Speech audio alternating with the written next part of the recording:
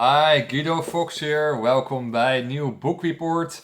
Today I wanna talk and discuss with you the book Ma Tzu from Osho, The Empty Mirror. It's a book of nearly 200 pages of spiritual knowledge and it's based on the life of Ma Tzu.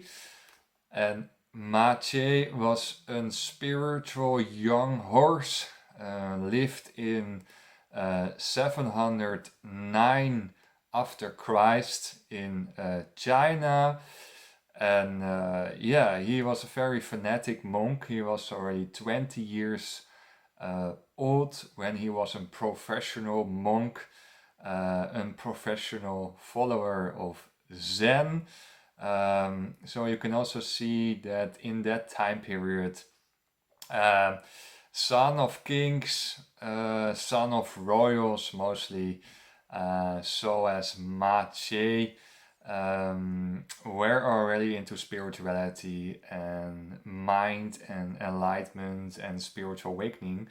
Nowadays, of course, you have to become member of society, member of school systems, member of universities, member of high schools, lower schools, whatever. So you will be corrupted by society, and society corrupts you mentally to become a work horse. So not a spiritual horse, but you are prepared to become a workforce for the big firms in the world. So therefore you learn already in your schools from 9 to 5, from 9 to 5, that system that you will become a slave for society, because we need slaves to hold everyone busy. That's maybe another topic I want to discuss later in some book report or something, is that 99% of the jobs are useless. You think a lot of jobs are useful, but a lot of jobs you can skip or are not really necessary, but that's a society thing. I want to talk more with you about spiritual awakening and become more happy. But that he was still uncorrupted by society because he had private schools and he was out of the ego society world is actually very important to mention here. That he was from a very young age, he was already enlightened because he didn't was captured by society conditionings. And that's also what you saw by Buddha, that's also what you saw by Christ, by Jesus, that he was flying away on 14 years old out of the family condition and so out of society and going into the non-ego world. So he was a spiritual young horse and he was really a genius. And genius and spirituality is a common link. If you're very genius, very smart, high intellectual, and you can learn very easily, you come much early in your life to life crisis. So everything goes faster. So you come early in a kind of life crisis from, okay, why I learn so much, why I have to work, why I live for, so all those kind of questions what a normal guy or woman is asking her or himself when he's 50 years old. You have that questions already when you're 10, 14, 18, 20. So why I do this, why I'm here, all those kind of deeper life questions in your life. So that was also the case with Mao Tse, and he decided to go in monastery on a very early age, and he know already, okay, the only thing what makes me happy or what I can bring to the world is compassion, is enlightenment. So very early in his life he has already find the trick of happiness and of what is makes sense in this beautiful wonderful life what you can create, because If you go in meditation and contemplation, your reality will be totally different than someone who don't do spiritual exercises. So your reality changes because you are aware, you are awakened, and you are connected with your seven centers, and that gives you so much joy and ecstaticness, and people are reacting good at it in daily life. So you live in a totally different frequency, spiritual frequency, than the normal average mediocre people who are on the levels 200, 180 conscious levels with fear, jealousy, condemning, mental distortions, depressions, rationalization, mindfulness, full of mind. Mindfulness, by the way, is a wrong term, right? Mindful, it's mind emptiness. That's much more better than mindfulness. Your mind has to be empty to reach higher grades of spiritual stages. That at the side. So genius and spirituality goes hand in hand. Jesus from Nazareth was also a very intellectual, genius guy. He was debating with rabbis, Jewish rabbis, when he was 14 years old, and 13 and 12. He was very verbally very strong, and he can debate on a very young age already with people who are much older than he was. So he was intellectual, very wonder child. And you saw the same with Buddha and Krishna and Mahavira and all those other guys who were into spirituality. Okay, so that is mostly the case with super highly intellectual people. They are going on two ways. Mostly they go or in politics, because that is very difficult. You have to manage a lot of things, and you have to be aware about a lot of different areas and knowledge. You have to connect with a lot of people, and you have to think about what you're saying, what you're not saying, how people can react on it. So politics is a very difficult area where you can come in if you're a genius. And art or creative jobs, or setting up your own business, and the other side. And it's very rare someone goes as a genius or going into spirituality. That's a rare phenomenon. But the people who are into spirituality and move into deeper realms are, what I see, they're more genius, because they don't see any further results in what they're doing in the society world, in the society conditions. So they renounce the world and go into higher realms of spiritual awakening. So he was still uncorrupted by society. Page 120, and that is if you reach higher spiritual stages, you're going to communicate on a much more different level than the average mediocre people. The average mediocre conversation is shouting to each other, have conversations, cross-linking, so one is saying, one is hacking, is debating a lot, I'm right and you are wrong, on a high verbal level. So they shout, right, hard talks. If you hear people are talking, they have always discussions where to go or where to not go. What you see by mediocre people is that they communicate on a very childish way. It is very short talks.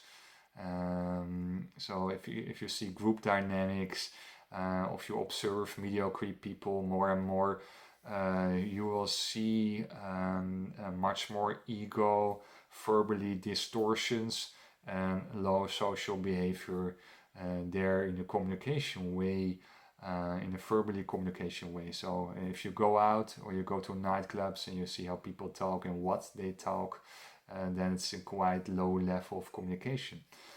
If you're going in meditation and you reach higher spiritual realms, and you're opening up, your communication will be from a different level and a different dimension where every person is free to talk without interruption. And that is what I see in the normal mediocre society, all those TV programs. Especially you see debating, and people interrupt each other constantly. There's clash, and that is actually the conflicting societies, a clash of opinions, and it's a very low level of communication, because if you're going into higher spiritual stages, you let each other talk and talk fully until someone is really empty in their talks, and have say what he or she has to say. So what I want to say is that you be corrupted by society, by TV programs where there is a conflict model, right? That's what they're doing also in TV shows. It's a conflict model. So one person is in favor of something, and one person is against it. And you get always a conflict, a kind of sublimated nature fight. So nowadays we're not fighting anymore in a ring, in a gladiator physical. I mean, I prefer that because it's a real fight, it's a nature fight.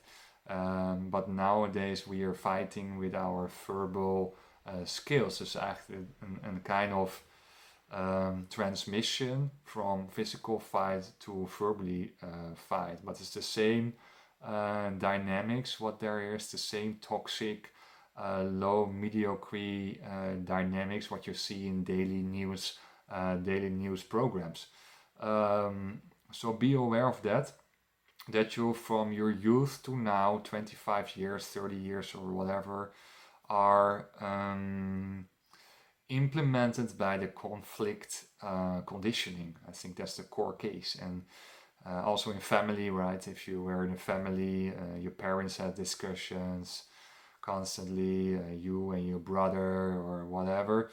So also from family, parental conditions, you were affected by conflict thinking and acting, and that is a distortion, that's an ego mechanism, so don't bring you more by higher happiness stages. So I think it's very important that Ma Tzu that mentioned in his book on page 120 that there's a different dimension of communication in the spiritual world, and thereby he said that's the transmission of the lamp.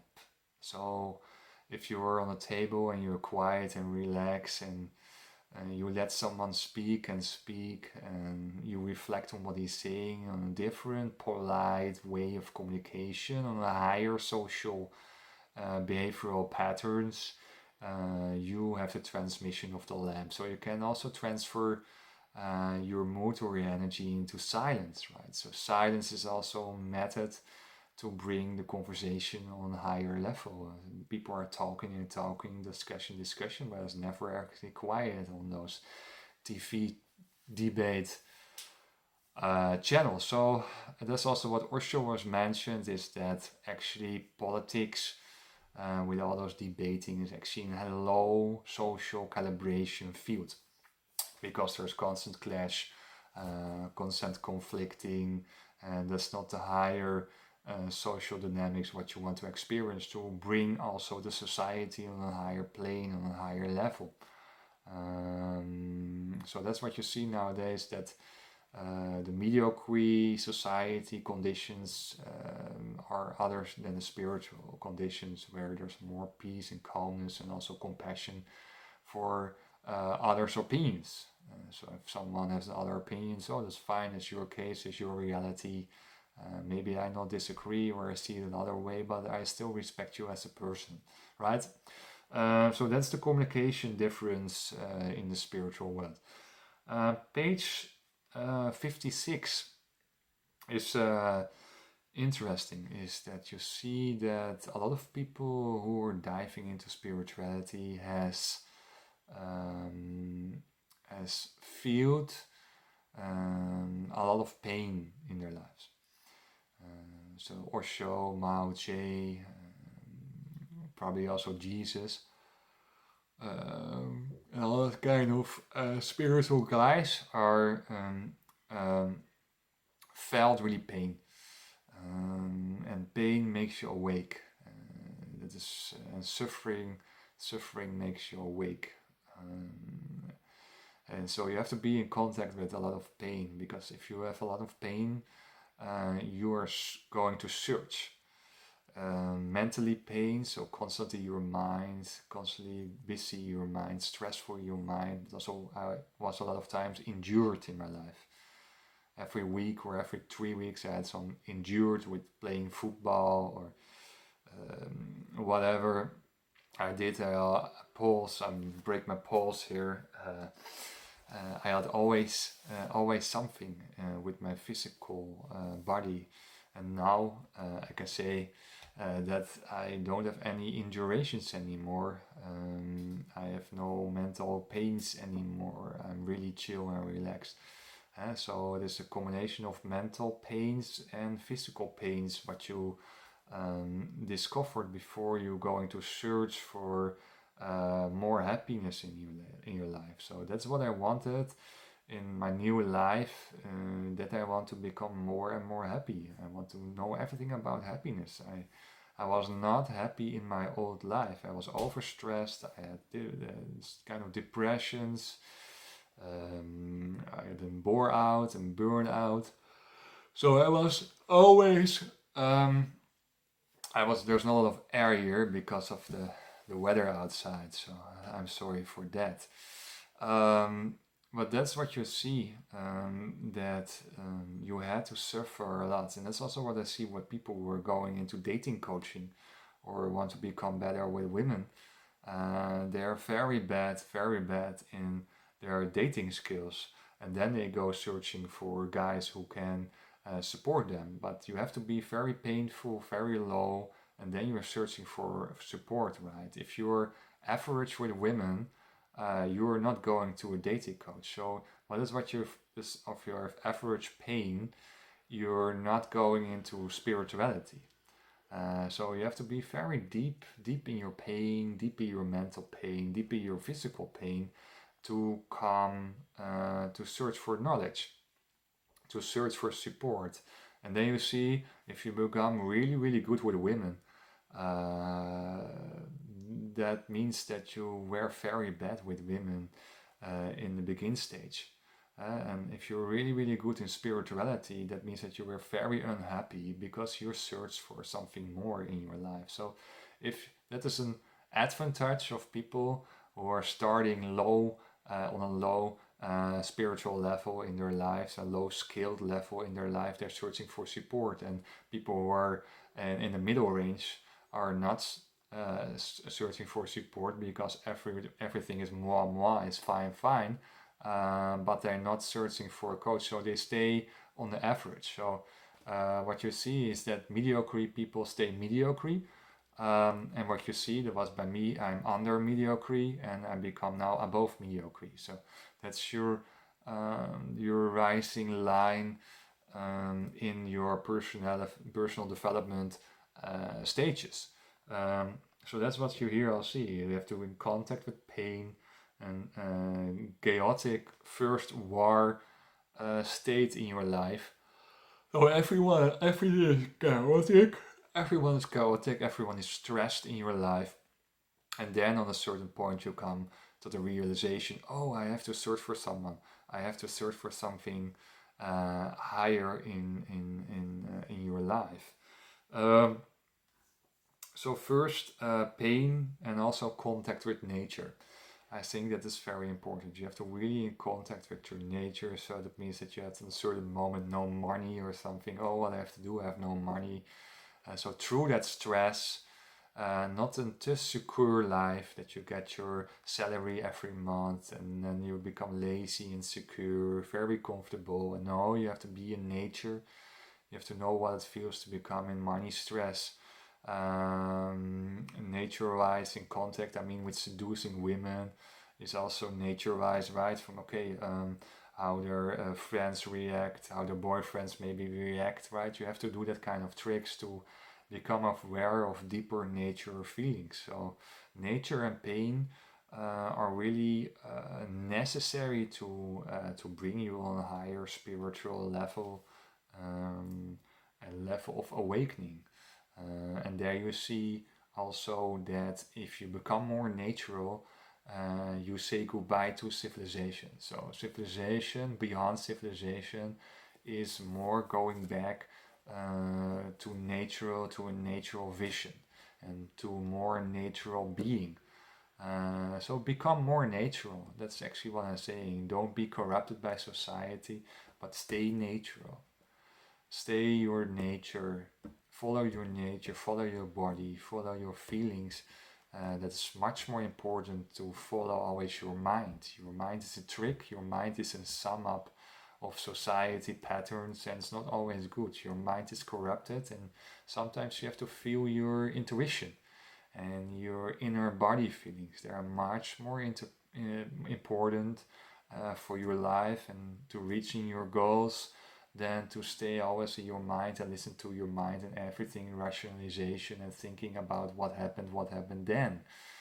So more in the now, more in your body, more listening to intuitive feelings than your corrupted,